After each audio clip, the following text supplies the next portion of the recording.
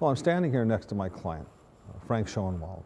We filed a complaint on his behalf this week in Los Angeles Superior Court. The reason we're here is because Frank has a very serious illness. It's an upper respiratory problem, which we can't go into the details of at this point.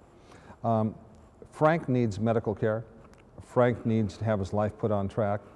And up to this point in time, he's gone to doctor after doctor after doctor, and they can't tell him what's wrong.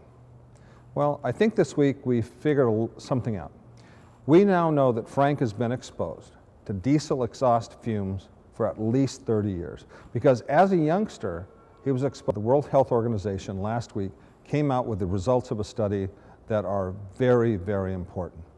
And what they came out, they had a study wherein they followed the lives of many hundreds of people over a period of time.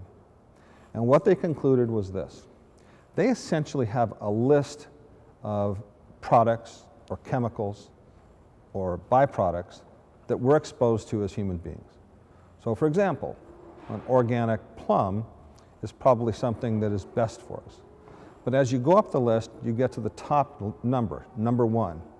And in that category, you have arsenic, mustard gas, and asbestos poisoning. And in this article, WHO said that we are moving up diesel fumes to the #1 level. That means diesel fumes are now at the same level as asbestos poisoning and mustard gas and arsenic. And we all know that arsenic and mustard gas are intended to kill you, and asbestos poisoning is a slow, agonizing death. In fact, there are some actions by manufacturers of automobiles to make the emissions cleaner. That's in a state like California, and it's for vehicles that are built after a certain date. But the fact of the matter is, large trucks, heavy vehicles, heavy cranes are still operating with the dirty diesel. And that is essentially what's causing the problem. Cars in the United States that are diesel, I think they're less than 1%. When I talk to other lawyers about this situation, or people in the press, the initial reaction is, this is too big to handle. This is huge. This is something that could take years to resolve. And I agree, it will take years. But it is possible, and in fact, we will resolve the problem.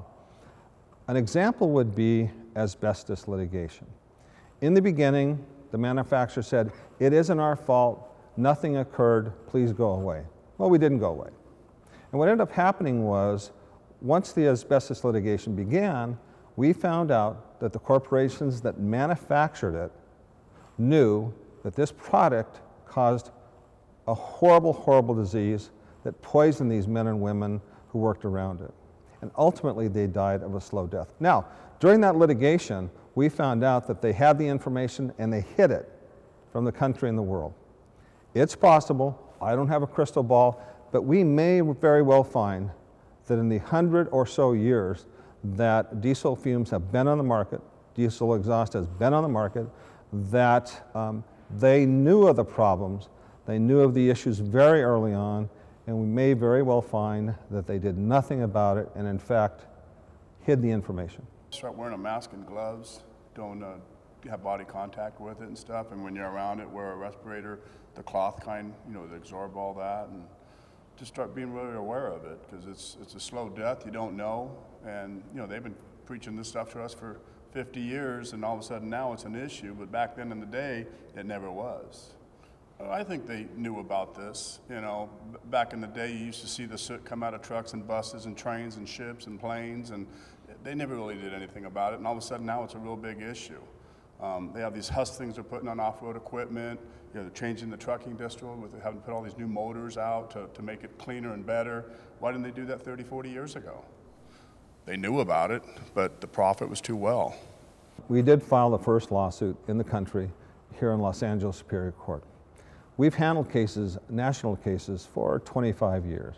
We've handled cases in every state in the union, and that's what we will be doing in this lawsuit. The most important lawyers and news reporters and other organizations can do is get this information out there. There are people that know nothing about it. There are people who are dying of cancer and don't understand why. But more importantly, we do know that small children and the elderly are much more susceptible to these diseases. For example, if you live near a freeway or a major roadway and your child is wheezing, or if they're not wheezing, go to the doctor. Tell the doctor that we've been living next to a freeway for her entire life. Would you please check her? Make sure she's okay. If your husband's a trucker or a miner or works with heavy equipment, whether he feels okay or not, get him to a doctor. Tell that doctor, I've been exposed for 25, 30, or even 5 years in this exhaust industry, and I haven't worn a mask. What sort of problems could that cause? Could you please do whatever tests are necessary to make sure I'm healthy? I have a family to support.